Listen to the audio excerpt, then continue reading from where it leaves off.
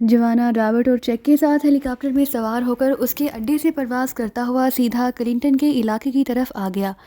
اس نے سوچا تھا کہ صبح سلواکی جانے سے پہلے اگر وہ کم از کم اس مادام فیاٹی کو لاش میں تبدیل کر دے تو ماسٹر عمران کا کام کافی حد تک آسان ہو جائے گا، اور اسے یقین تھا کہ اگر چیک کا بتایا ہوا راستہ صحیح تھا اور وہ کسی رکاوٹ کے بغیر مادام فیاٹی تک پہنچنے میں کامیاب ہو گیا تو پھر مادام فیاٹی کو اس کے ہاتھوں مرنے سے دنیا کی کوئی طاقت نہ روک سکے گی۔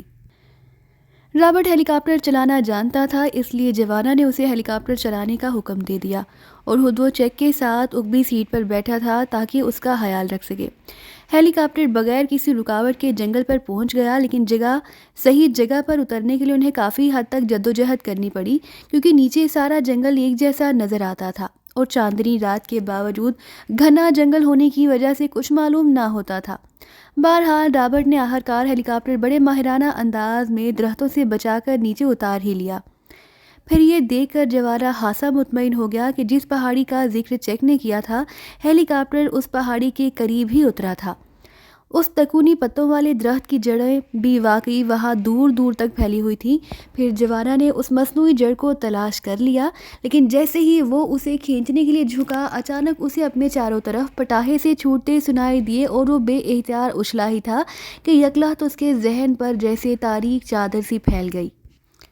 اس نے اپنے آپ کو ہوش میں رکھنے کی شعوری طور پر بے حد کوشش کی، لیکن اس کا کوئی بس نہ چلا اور اس کے تمام احساسات یکلخت گہری تاریکی میں ڈوبتے چلے گئے۔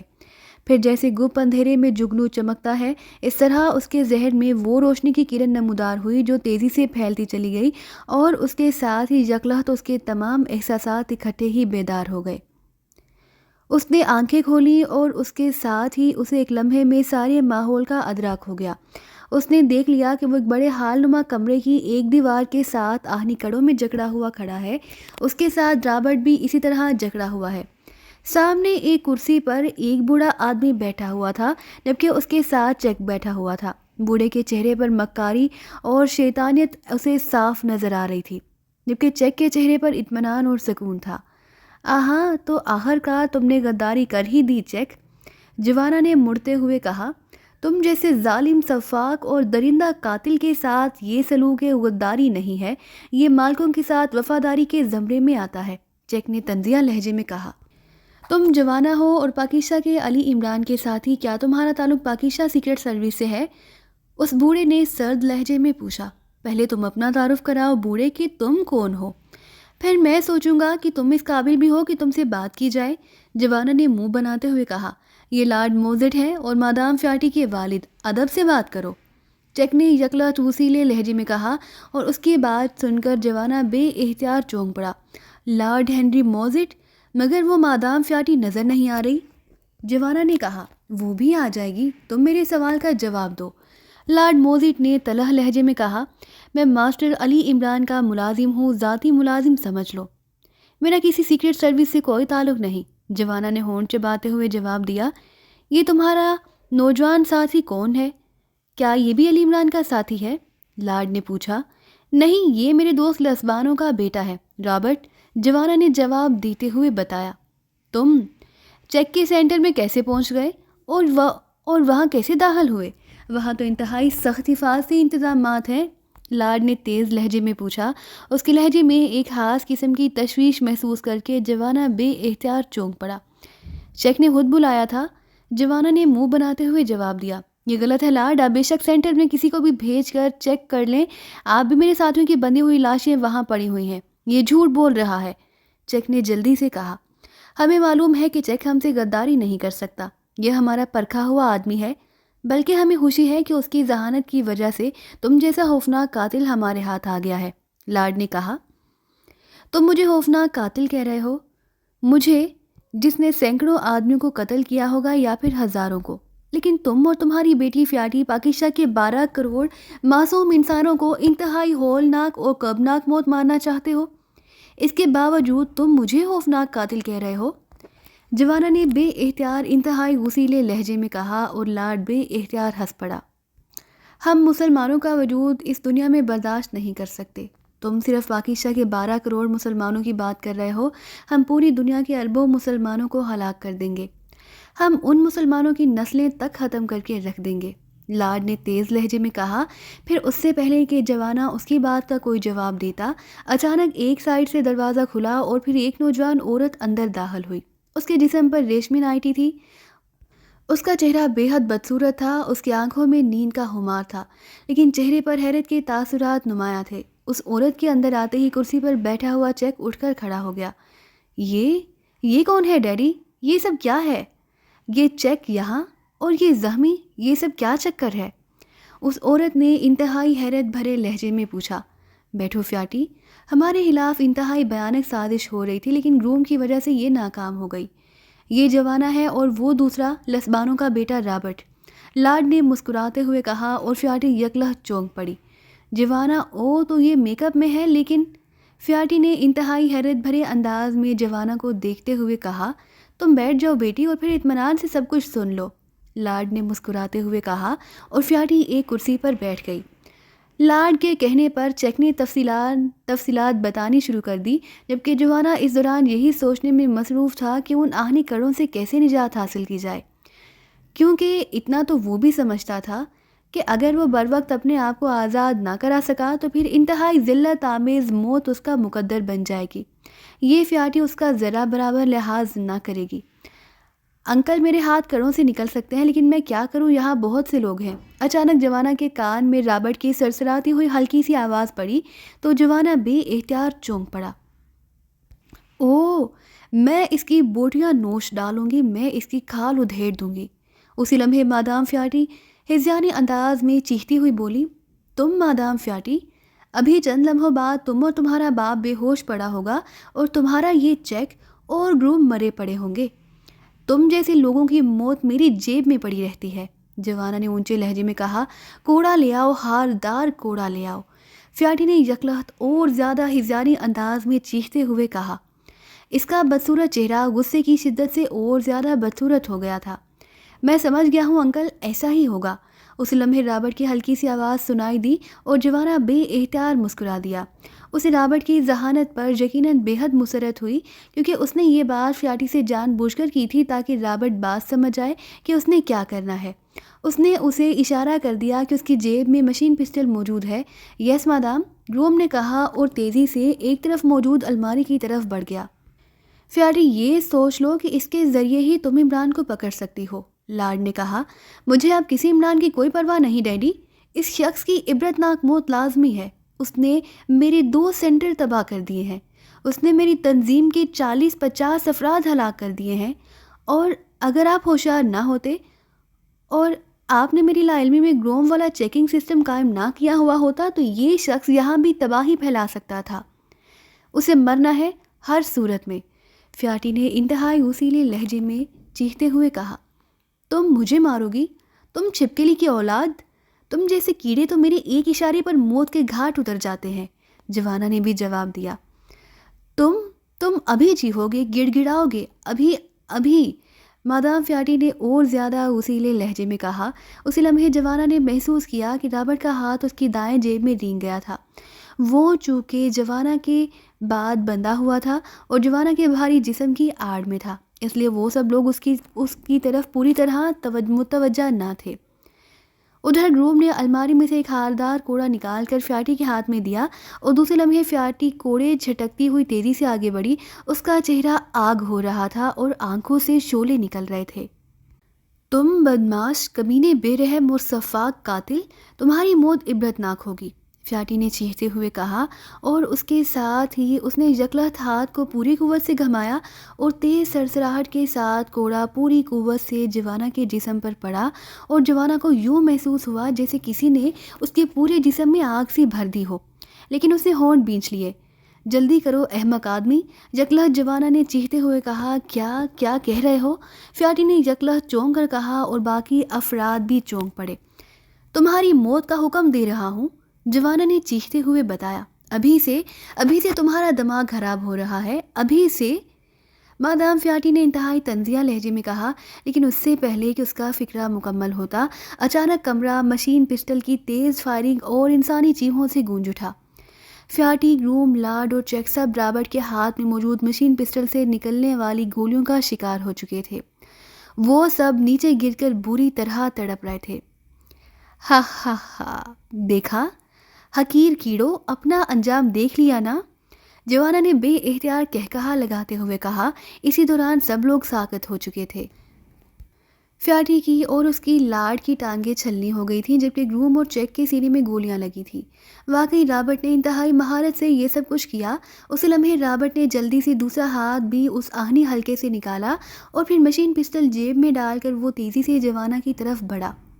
اس نے ایڑیاں اٹھا کر جلدی سے اس کے کلائیوں کے گرد موجود آہنی حلقوں کے مخصوص بٹن پریس کر کے اسے بھی آزاد کر دیا۔ ویل ڈن بھتیجے، آج تم نے واقعی کارنامہ سر انجام دیا ہے، لیکن تمہارے ہاتھ ان کوڑوں سے اتنی آسانی سے کیسے نکل آئے؟ جوانا نے اپنی دونوں کلائیوں کو رگڑتے ہوئے پوچھا۔ انکل، میں نے باقاعدہ شعبدہ بازی سیکھی ہوئی ہے، یہ میری ہابی ہے۔ میں اپنے پورے جسم کو انتہائی تنگ حلقوں سے نکال سکتا ہوں، یہ تو صرف ہاتھ ہی تھے۔ رابرٹ نے مسکراتے ہوئے جواب دیا اور جوانا نے اس کی پشت پر تھپکی دی اور پھر وہ فیاٹی کی طرف بڑھ گئے۔ جولیا رینبو ہوٹل کا کمپاؤنڈ گیٹ کراس کر کے رینبو ہوٹل کی اصل عمارت کی طرف بڑھی ہی تھی کہ ایک ٹیکسی کمپاؤنڈ گیٹ میں داخل ہوئی اور پھر جولیا یکلحظ بریکوں کی تیز آواز سن کر بدک کر ایک طرف ہوئی تھی کہ دوسرے لمحے وہ یہ دیکھ کر چونک پڑی کہ اس کے ساتھ ہی ٹیکسی رکی اور اس میں سے جوانا مسکراتا ہوا باہر نکلا تھا۔ سوری مس جولیا، اس احمق ڈرائیور نے اچانک بریکیں لگا دیں۔ جوانا نے ایک نوٹ ٹیکسی ڈرائیور کی طرف پھینکتے ہوئے جولیا سے مخاطب ہو کر کہا۔ سوری مس، اسی لمحے ٹیکسی کی کھڑکی میں سے ٹیکسی ڈرائیور نے کہا اور دوسرے لمحے وہ ٹیکسی ایک جھٹکے سے آگے بڑھا لے گیا۔ تم صحیح وقت پر آ گئے ہو، آؤ اندر بیٹھتے ہیں، جولیا نے مسکراتے ہوئے کہا۔ ماسٹر کہاں ہیں؟ آپ اکیلی نظر آ رہی ہیں، جوانا نے ادھر ادھر دیکھتے ہوئے پوچھا۔ وہ چیک کر رہے ہیں کہ تمہاری نگرانی تو نہیں ہو رہی، جولیا نے عمارت کی طرف بڑھتے ہوئے کہا۔ او انہیں بلا لے، نگرانی کرنے والوں کی لاشیں میں مشیگن میں ہی چھوڑ آیا ہوں، جوانا نے کہا تو جولیا بے اختیار چونک پڑی۔ کیا مطلب؟ کیا کہہ رہے ہو؟ نگرانی کرنے والوں کی لاشیں؟ جولیا نے چونک کر پوچھا۔ ہاں مس جولیا، آپ ماسٹر کو بلا لیں، اب کسی چیکنگ کی ضرورت نہیں ہے، جوانا نے مسکراتے ہوئے بتایا۔ پہلے مجھے تفصیل بتاؤ، پھر میں انہیں اشارہ کروں گی، جولیا نے کہا۔ آپ انہیں بلا لیں، ہم نے فوری طور پر واپس جانا ہے، دیر ہونے کی صورت میں کوئی بھی گڑبڑ ہو سکتی ہے۔ آپ یقین کریں کہ میں درست کہہ رہا ہوں، کوئی نگرانی نہیں ہو رہی، جوانا نے اس بار سنجیدہ لہجے میں کہا تو جولیا نے اپنا دایاں ہاتھ اٹھا کر اپنے بالوں کو اس طرح سیٹ کرنا شروع کر دیا جیسے بالوں کی سیٹنگ سے پوری طرح مطمئن نہ ہو۔ وہ اس وقت برآمدے میں پہنچ چکے تھے۔ آ جاؤ، وہ اندر آ جائیں گے، جولیا نے کہا اور شیشے کا مین گیٹ کھول کر وہ دونوں اندر داخل ہو گئے۔ پھر جولیا نے ہی ایک کونے والی خالی میز منتخب کی اور ابھی وہ بیٹھے ہی تھے کہ جولیا نے دروازے پر عمران کو دیکھا۔ آ جاؤ، جولیا نے ہاتھ لہرا کر عمران کو باقاعدہ بلاتے ہوئے کہا اور عمران تیز سے قدم اٹھاتا میز کی طرف بڑھ گیا۔ کیا بات ہے، اتنی جلدی بلا لیا؟ جوانا، اب اتنا بھی غصہ صحیح نہیں کہ تم چند لمحے بھی اکیلی اس کی صحبت میں نہ گزار سکو، عمران نے قریب آ کر مسکراتے ہوئے کہا اور ایک کرسی گھسیٹ کر بیٹھ گیا۔ یہ کہہ رہا ہے کہ نگرانی کرنے والوں کی لاشیں وہ مشیگن میں ہی چھوڑ آیا ہے، جولیا نے ایسے لہجے میں کہا جیسے اسے ابھی تک جوانا کی بات کا یقین نہ آ رہا ہو۔ میں درست کہہ رہا ہوں ماسٹر، جوانا نے مسکراتے ہوئے بتایا۔ کتنی لاشیں چھوڑ آئے ہو؟ تعداد نہ پوچھے ماسٹر، ورنہ مس جولیا واقعی خوفزدہ ہو جائیں گی، جوانا نے مسکراتے ہوئے جواب دیا۔ او اچھا، پھر میں باقی لوگوں کو بلا لاؤں تاکہ مل جل کر گنتی کر لیں، عمران نے کرسی سے اٹھتے ہوئے کہا اور مڑ کر تیز تیز قدم اٹھاتا ہوٹل کے مین گیٹ کی طرف بڑھ گیا۔ کیا تمہیں معلوم ہو گیا تھا کہ تمہاری نگرانی ہوگی اور کون کرے گا؟ جولیا نے پوچھا۔ بس اتفاق سے علم ہو گیا مس جولیا، اور پھر میری پوری رات ان لوگوں کو لاشوں میں تبدیل کرنے میں گزر گئی، جولیانا نے مسکراتے ہوئے بتایا۔ ہمارے ساتھ ہی آ رہے ہیں، پھر آرڈر دیں گے، جولیا نے ویٹر سے کہا اور کاپی اٹھاتے ہوئے سر پر چڑھا لی۔ یس میڈم، ویٹر نے مودبانہ لہجے میں جواب دیا اور واپس چلا گیا۔ عمران واپس آیا اور اس کے ساتھ صفدر، کیپٹن شکیل اور تنویر بھی آ ہی گئے تھے۔ ہاں اب بتاؤ کہ کتنی لاشیں چھوڑ آئے ہو، اب ہم سب مل کر تمہاری بتائی ہوئی تعداد کو بانٹ لیں گے، اس طرح جولیا کا خوف ختم ہو جائے گا، عمران نے کرسی پر بیٹھتے ہوئے مسکرا کر کہا۔ پوری طرح گنتی میں نے تو نہیں کی، البتہ 40-50 سے کم لاشیں نہیں ہوں گی، زیادہ ہی ہو سکتی ہیں، جوانا نے بڑے سادہ سے لہجے میں جواب دیا۔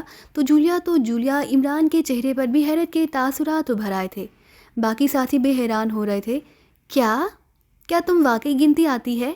کہیں 2-4 کو تم 40-50 تو نہیں کہہ رہے؟ عمران نے حیرت بھرے لہجے میں کہا اور جوانا بے اختیار مسکرا دیا۔ آپ جو بھی سمجھ لیں، جوانا نے ہنستے ہوئے کہا۔ تم بڑے پراسرار سے بن رہے ہو، کیا بات ہے؟ وہ مادام فیاٹی تو پسند نہیں آ گئی؟ سنا ہے بڑی پراسرار سی خاتون ہے، عمران نے پوچھا۔ وہ بدصورت چڑیل؟ ماسٹر، اس کے منہ پر تو میں تھوکنا بھی گوارا نہ کروں۔ بہرحال آپ کوئی مشروب پی لیں، میں ہیلی کاپٹر لے آیا ہوں جو شہر سے باہر موجود ہے، اور ہمارا فوجی واپس جانا ضروری ہے، جوانا نے یک لخت انتہائی سنجیدہ لہجے میں کہا۔ واقعی آج تو جوانا بے حد پراسرار ہو رہا ہے، صفدر نے مسکراتے ہوئے کہا۔ ادھر عمران نے ویٹر کو بلایا اور اسے مشروب لانے کا حکم دے دیا۔ اس کا بھی حق ہے کہ کچھ پراسراریت پھیلائے، عمران نے مسکراتے ہوئے کہا۔ تو جوانا کوئی جواب دینے کی بجائے صرف مسکرا دیا۔ اس کا انداز واقعی پراسرار تھا۔ مجھے افسوس ہے جوانا کہ تمہارا دوست لسبانو ہماری وجہ سے ہلاک ہو گیا، اچانک عمران نے کہا۔ تو جوانا چونک پڑا۔ اب مجھے اس کی موت پر کوئی افسوس نہیں ماسٹر، میں نے اس کا بھرپور انتقام لے لیا ہے، اور مرنا تو بہرحال ہر ایک نے ہے، جوانا نے بڑے مطمئن سے لہجے میں جواب دیتے ہوئے کہا۔ اسی لمحے ویٹر نے مشروب سرو کر دیے اور وہ سب مشروب سپ کرنے میں مصروف ہو گئے۔ اس کا مطلب ہے کہ میرا خدشہ درست ثابت نہیں ہوا۔ ہم ہاں الجھے رہے، کیپٹن شیل نے کہا، لیکن جوانا نے تمہارے خدشے کی تصدیق کر دی ہے۔ البتہ اس کے مطابق یہ خدشے کو وہی مشیگن میں ہی دفن کرایا ہے، عمران نے جواب دیا۔ ماسٹر، آپ کا لہجہ بتا رہا ہے کہ آپ میرے تفصیل نہ بتانے پر ناراض ہو رہے ہیں۔ دراصل میں چاہتا تھا کہ آپ کو وہاں لے جا کر خود وہ لاشیں دکھا دوں، اس طرح آپ کو میری بات سمجھنے میں آسانی ہو جاتی، جوانا نے کہا۔ تو پھر آؤ، یہاں بیٹھے رہنے کا کیا فائدہ، عمران نے کرسی سے اٹھتے ہوئے کہا، اور سب ساتھی اٹھ کھڑے ہوئے۔ عمران نے ایک بڑا نوٹ گلاس کے نیچے دبایا اور وہ سب تیزی سے چلتے ہوئے ہوٹل سے باہر آ گئے۔ راس فیلڈ چلنا ہے، جوانا نے کمپاؤنڈ گیٹ سے باہر آ کر عمران سے کہا، اور پھر تھوڑی دیر بعد 2 ٹیکسیوں میں لدے ہوئے سڑکوں پر اڑے چلے جا رہے تھے۔ یہ جوانا کوئی خاص کام کر آیا ہے جو اس قدر پراسرار بن رہا ہے، صفدر نے مسکراتے ہوئے ساتھ بیٹھے ہوئے تنویر سے کہا۔ اس ٹیکسی میں صفدر، کیپٹن شیل اور تنویر تھے، جبکہ آگے والی ٹیکسی میں جوانا، عمران اور جولیا موجود تھے۔ اس پر عمران کا اثر ہو گیا ہے، اداکاری کر رہا ہے، تنویر نے منہ بناتے ہوئے کہا۔ نہیں جوانا ایسا آدمی نہیں، صفدر صاحب کی بات درست ہے، اور ویسے بھی جوانا کا تعلق جرائم کی دنیا سے رہا ہے، اس لیے ہو سکتا ہے اس نے اکیلے ہی کوئی خاص کام سر انجام دے دیا ہو، فرنٹ سیٹ پر بیٹھے ہوئے کیپٹن شیل نے کہا۔ تو تنویر نے جواب دینے کی بجائے ہونٹ بھینچ لیے۔ پھر تھوڑی دیر بعد آگے جانے والی ٹیکسی رک گئی، تو کیپٹن شیل کے کہنے پر ڈرائیور نے بھی ٹیکسی روک دی۔ وہ سب نیچے اتر آئے، صفدر نے ڈرائیور کو کرایہ دیا تو ٹیکسی ڈرائیور ٹیکسی آگے لے گیا۔ تھوڑی دیر بعد وہ سب پیدل چلتے ہوئے ایک ہائی روڈ پر مڑے، اور تھوڑی دور جانے کے بعد وہ ایک فارم ہاؤس میں پہنچ گئے۔ یہ کوئی متروک قدیم عمارت تھی، عمارت کیا تھی، ملبے کا ڈھیر سا تھا، مگر وہاں ایک خاصا بڑا اور جدید انداز کا ہیلی کاپٹر موجود تھا۔ واہ، تم نے تو واقعی بہترین انتظامات کر لیے ہیں، میرے تو تصور میں بھی نہ تھا کہ تم اس قدر جدید انتظامات کرو گے، عمران نے ہیلی کاپٹر میں بیٹھتے ہوئے پوچھا۔ پائلٹ سیٹ پر جوانا خود تھا، جبکہ جولیا سائیڈ سیٹ پر بیٹھی تھی، اور عمران باقی ساتھیوں کے ساتھ اگبی سیٹ پر بیٹھ گیا تھا۔ یہ موزٹ کا ہیلی کاپٹر ہے ماسٹر، جوانا نے ہیلی کاپٹر کا انجن سٹارٹ کرتے ہوئے پوچھا۔ موزٹ کا؟ وہ تو کیا موزٹ نے ہمارا باقاعدہ استقبال کرنے کا فیصلہ کر لیا ہے، عمران نے چونک کر کہا۔ تو جوانا بے اختیار ہنس دیا، لیکن اس نے کوئی جواب نہ دیا۔ ہیلی کاپٹر کافی بلندی پر پہنچ کر انتہائی تیز رفتاری سے آگے بڑھنے لگ گیا۔ ہیلی کاپٹر کی رفتار واقعی بے حد تیز تھی، اور پھر تقریباً 1 گھنٹے کی فلائٹ کے بعد جوانا نے رفتار آہستہ کرنا شروع کر دی۔ اب نیچے شہر کے آثار نظر آنے لگ گئے، اور تھوڑی دیر بعد ہیلی کاپٹر ایک عمارت کے عقبی حصے میں اتر گیا۔